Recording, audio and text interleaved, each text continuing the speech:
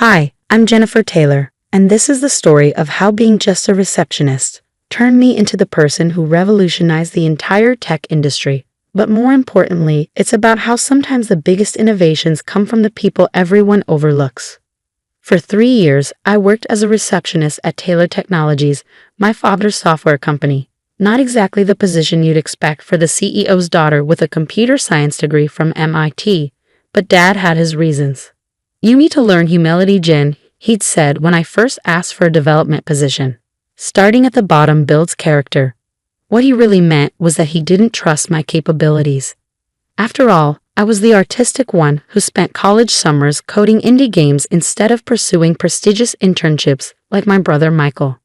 Every morning, I'd greet executives in designer suits, schedule meetings I wasn't allowed to attend, and watch as my ideas were dismissed without a second thought. "Just forward the calls, Jen," they'd say, barely glancing at me as they rushed to their important meetings. But what they didn't know, what none of them knew, was that being a receptionist gave me a unique perspective. I saw everything. Every visitor, every conversation, every problem that needed solving. More importantly, I had access to every complaint, every customer service call, and every bit of feedback that came through our front desk. During quiet afternoons between answering phones and scheduling meetings, I coded. My little hobby project, as Michael called it, started as a simple tool to manage the constant flow of visitor traffic and meeting schedules. But it grew into something more. I noticed patterns in our customer complaints, gaps in our service delivery, and inefficiencies in our workflows that nobody else seemed to see. So I built solutions. Small ones at first: automated scheduling, visitor tracking, predictive analytics for customer service loads. By my second year, I had developed a comprehensive AI-driven system that could revolutionize how companies handle customer interactions. Dad never noticed. He was too busy grooming Michael, fresh from his Harvard MBA, to take over the company. Michael, who couldn't code his way out of a Hello World program, but could talk for hours about market penetration and synergistic opportunities. Then came the day everything changed. I overheard Dad and Michael in the conference room discussing the company's image problem. "Having your daughter as a receptionist sends the wrong message," Michael argued. "We need to project professionalism, especially with the Microsoft deal coming up." Dad sighed.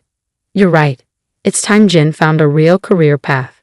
She's had her fun playing at being an employee." The next morning, Dad called me into his office. "Jennifer, we need to talk about your future." I sat quietly as he explained how it was time for me to move on, how the company needed to maintain professional standards, how he was doing this for my own good. He even offered a generous severance package, his way of softening the blow of firing his own daughter. What he didn't know was that I'd spent the previous night finalizing the patent applications for my little hobby project. As I walked out of his office for the last time, carrying my small box of belongings, I smiled. Because in exactly 1 month, the Microsoft meeting they were so worried about would go very differently than they expected. The next month was a blur of activity. While Dad and Michael prepared for their big Microsoft meeting, convinced they were about to secure a life-changing partnership, I was busy putting the final touches on my project. My tiny apartment became command central. 3 monitors displayed different aspects of my AI system, which I'd named IRIS, Intelligent Response Integration System. The irony of naming my creation after the receptionist of the Greek gods wasn't lost on me. Then came the email that changed everything. "Dear Ms. Taylor, I've reviewed your proposal and prototype for IRS. Your integration of AI with customer service operations is exactly what we've been looking for. Would you be available to meet next Thursday at 2 p.m.? Best regards, Sarah Chin, VP of Innovation, Microsoft."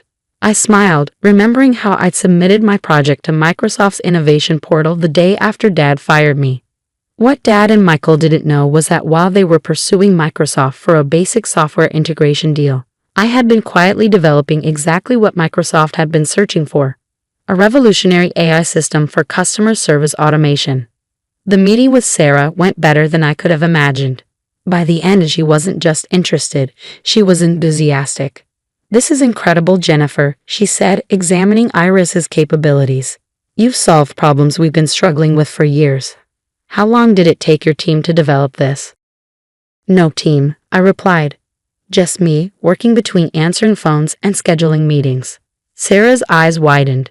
You developed this while working as a receptionist. Sometimes the best solutions come from people who actually deal with the problems, I said simply.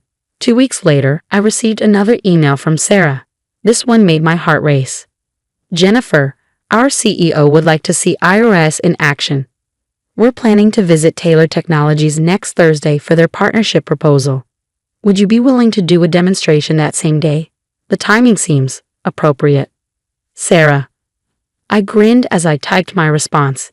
Dad and Michael had no idea that Microsoft's interest in Taylor Technologies was about to take a very unexpected turn. The day of the meeting arrived. I dressed carefully in a crisp charcoal suit, no more business casual receptionist attire. As I walked into Taylor Technologies' lobby, Lisa, my replacement, didn't recognize me at first. I'm here for the Microsoft meeting, I said, enjoying her double take. Oh, Miss Taylor, I'm so sorry I didn't. It's fine, I assured her, hearing familiar voices approaching from the conference room. Dad and Michael rounded the corner, deep in conversation with Microsoft's CEO and Sarah. Dad stopped mid-sentence when he saw me, his face shifting from confusion to alarm. Jennifer, what are you doing here? Before I could answer, Microsoft's CEO stepped forward, hand extended. Ah, Miss Taylor, the woman of the hour. We're very excited about your presentation. The color drained from Dad's face as he looked between us. Presentation? Sarah smiled. Didn't you know? The real reason for our visit today isn't your integration proposal. We're here to see IRIS, your daughter's AI system. Though I'm surprised you hadn't mentioned it, given that it was developed right here in your company.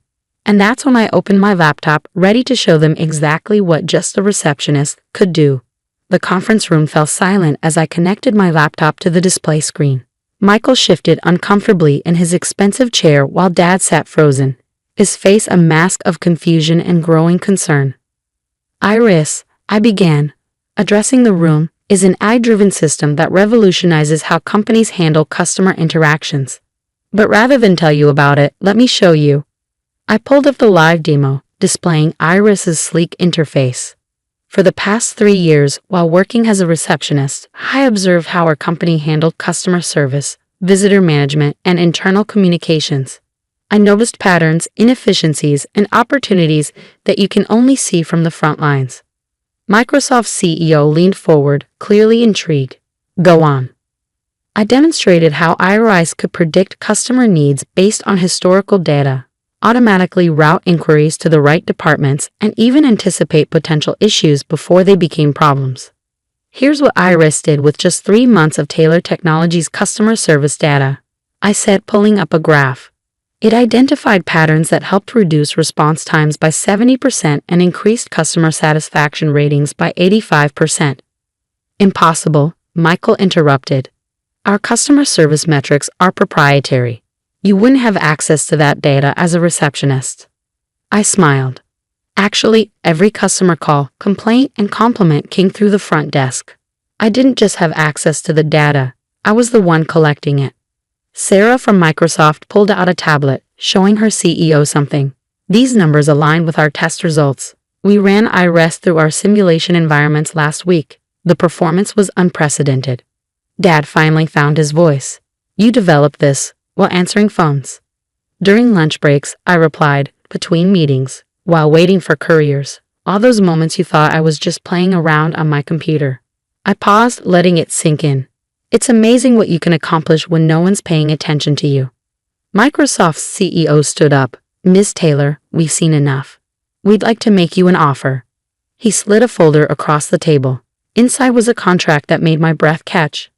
Microsoft wanted to acquire IRIS for $120 million, with a separate contract hiring me as head of AI innovation. The room erupted in chaos. Michael was sputtering about loyalty and family obligations. Dad sat in stunned silence, staring at the contracts. But what happened next would prove that sometimes the biggest victories come with the hardest choices. I closed my laptop and faced my father directly. Before anyone signs anything, I have a counter-proposal. Dad looked up, his face showing a mix of pride, regret, and fear, emotions I'd never seen him display before. 3 years ago, you put me at the front desk to teach me humility. I said, pulling out another set of documents from my briefcase. But what you actually taught me was invaluable. I learned how this company really works from the ground up. I placed the documents on the table. So here's my offer. Instead of selling Iris to Microsoft, we partner with them. Iris becomes a joint venture between Taylor Technologies and Microsoft, with me leading the development team. Microsoft's CEO raised an eyebrow, intrigued. Go on. Taylor Technologies has the industry connections and infrastructure. Microsoft has the global reach and resources. Together, we could make Iris the new standard in business AI. Sarah quickly ran some calculations on her tablet. The potential revenue from a partnership model could far exceed the buyout offer within 5 years. Dad picked up the partnership proposal, his hand slightly shaking. You had this prepared all along. I learned from you, Dad, I said softly. Always have a backup plan. The next 2 hours were intense negotiations.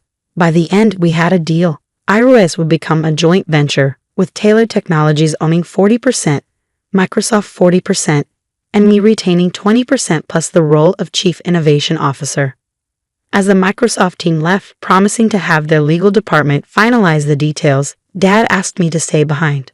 Michael had stormed out earlier, presumably to process the fact that his receptionist sister had just orchestrated the biggest deal in company history. Jen, Dad said, looking older and wiser than I'd ever seen him. I owe you an apology. Actually, I interrupted. You owe an apology to every receptionist, junior employee, and overlooked worker in this company, because I guarantee you, they all have valuable insights we've been ignoring. Over the next year, Taylor Technologies transformed. We implemented a company-wide innovation program, encouraging ideas from employees at all levels. Iris evolved beyond our wildest expectations, becoming the industry standard for AI-driven business solutions. Michael eventually came around, admitting that his Harvard MBA hadn't prepared him for the real innovation happening on the front lines. He now leads our corporate strategy, but he starts each new manager with a month at the front desk, a program we call the Jennifer Protocol. Last week, I gave the commencement speech at MIT. My topic? Innovation from the ground up, why every position matters. As I looked out at the graduating class, I shared the lesson I'd learned from my time as just a receptionist. That true innovation doesn't care about your title, your office, or your position on the org chart. It cares about your ability to see problems and imagine solutions.